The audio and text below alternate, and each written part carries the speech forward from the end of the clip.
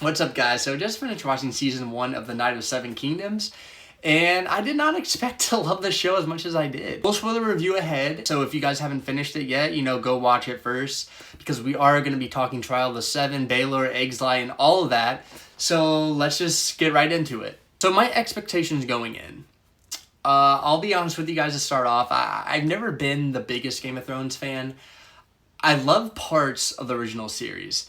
But that final season, I feel like most people, it kind of killed the magic for me. And I know, people like House of the Dragon, but it just never kind of hit that same emotional peak for me. So going into, A Night of the Seven Kingdoms, my expectations were honestly pretty low. I didn't know, the Dunk and Egg story at all. I wasn't attached to that source material. And the marketing, it honestly kind of worried me.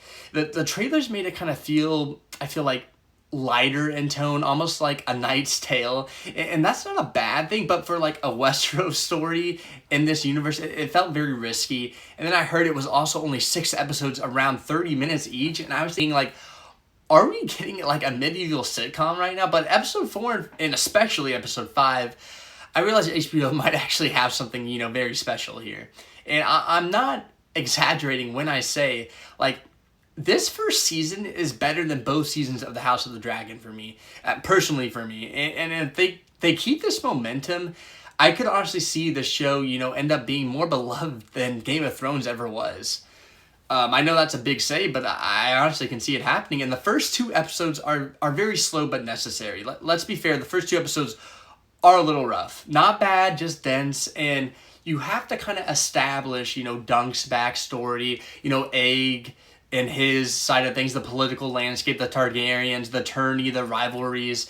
And you only have really 30 minutes per episode to do that. And that's a very tough ask. But here's what kind of impressed me about it is every interaction in those early episodes matters later on. Every line of dialogue, every, kind of side comment, every relationship matters. And by the time we reach that Trial of the Seven, you understand exactly why each person chooses whose side during that tournament, and that to me is very strong writing. And Dunk and Egg are the heart of this show. Peter Cafe, I think that's how you say his name, as Dunk is perfect casting. He brings this quiet humility to the role, and Dunk isn't the smartest guy in the room. He's not politically savvy either, and he's not very flashy, but he's honorable, and you got to respect that about him. And in a world like Westeros, that almost makes him dangerous, and you feel his insecurity, you feel the weight of imposter syndrome that he's experiencing, you feel how badly he wants to live up to the knight he thinks he should be. And then you also got, Dexter Soul Ansel's, Egg. This kid is incredible in this part. And mark my words, he's going to be one of these next big child actors. He plays Egg with this mix of arrogance, intelligence, and innocence, and his hidden pain that feels so real. And in that moment, episode 5, when he yells to, get Dunk more time, that scream is still burned into my brain. The chemistry between those two, it works so well in the show. And to me, they're already one of my favorite duos in this entire franchise.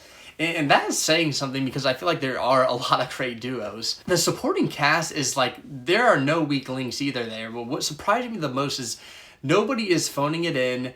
Lionel Baratheon is a charismatic and entertaining, knight. Aerion Targaryen is an absolute menace, unhinged, cruel, terrifying villain for this show, and you hate him instantly. And Baelor Targaryen, the one Targaryen who actually, feels like he could lead Westeros into peace. He's noble, compassionate, strategic, and is actually on Dunk's side. And then there's Raymond Fossaway, my personal favorite supporting character from this season. The man, gets knighted the same day of the Trial of Seven, turns on his own cousin, fights in a battle he's not ready for, nearly dies, and saves Dunk at one point during it, all because he believes Dunk is a good man. And to me, that's powerful, and that's such, a fascinating character. He barely knows him, and he still wants to honor him like that. And that's what this show understands, I feel like, better than most, of the Thrones content, is honor still matters. Even in, a brutal world like this, it's still important. And episode 5, I feel like, is one of the best in the entire franchise. And so let's talk about it. This is, I feel like, the episode that really cemented it for me, that The trial of the Seven is easily, I feel like, one of my favorite battles in the entire franchise. And that's including, many of them from the Game of Thrones. I feel like Battle of the Bastards is still like one of my top, but the intensity and the choreography and the emotional stakes, you feel every hit Dunk is taking. There's a moment during his fight with Aerion where I genuinely thought, are they literally about to kill this guy off? And obviously he's the main character, so, he's probably going to be safe. But for a split second, it felt very possible, and that's how brutal it was. And the editing in this episode is just so good. It's brilliant. The way they kind of weave his flashbacks of Dunk's past into this fight, it never feels distracting, and it builds even more tension, and it deepens his character for me. It makes each blow feel even heavier and more important. And then you got Baelor removing his helmet, his skull crushed. For someone who hasn't read the books, that hit hard for me. I was not expecting that. And the one man who, seemed capable of steering Westeros to peace is gone just like that. It's tragic, and it's just so poetic, and it's so Game of Thrones in the best way. And then episode 6, was the fallout of all of these events in the entire season. And the finale, it isn't as explosive as episode 5, but that's not a criticism. Episode 5 is very strong. But episode 6 is exactly what I feel like a finale should be. It deals with the consequences of its penultimate episode. It reshapes the board. And it leaves us all with, more anticipating questions. The biggest one, was Dunk ever actually knighted? The flashback with Sir Arlen is intentionally ambiguous. Did Arlen knight him after waking up? What was it imagined? Has Dunk been lying this whole time to everybody that he's actually a knight? If he hasn't been knighted, and that adds more layers to everything.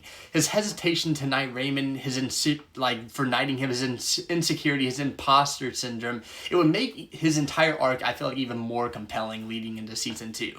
And then the egg reveal, we get kind of that final twist where Egg lied.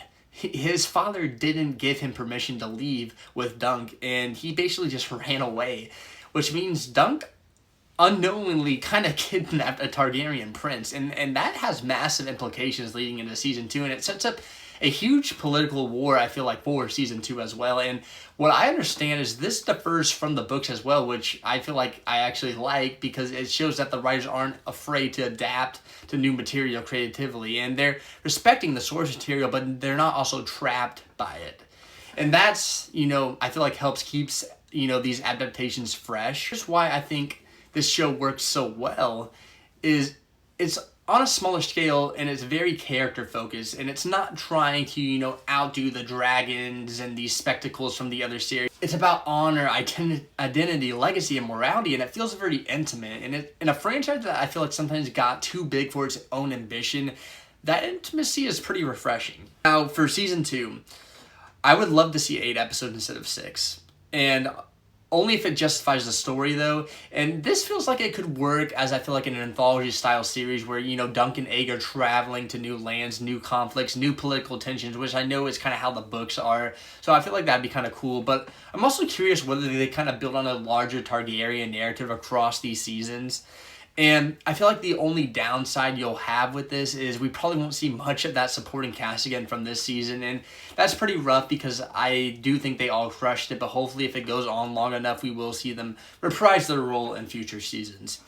Now, I went back and forth on this. I almost gave it a 10 out of 10, but I feel like the slower half of the first half of the season, I feel like kind of stunted a little bit, so I'm giving Night of the Seven Kingdoms Season 1 a 9.5 out of 10 for right now.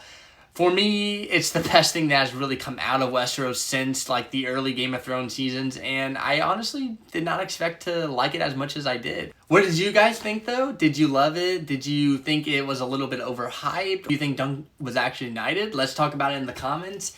And if you want more movie and TV show reviews like this, make sure you follow and subscribe on whatever you're watching this on, and I'll see you in the next one. Thanks, guys.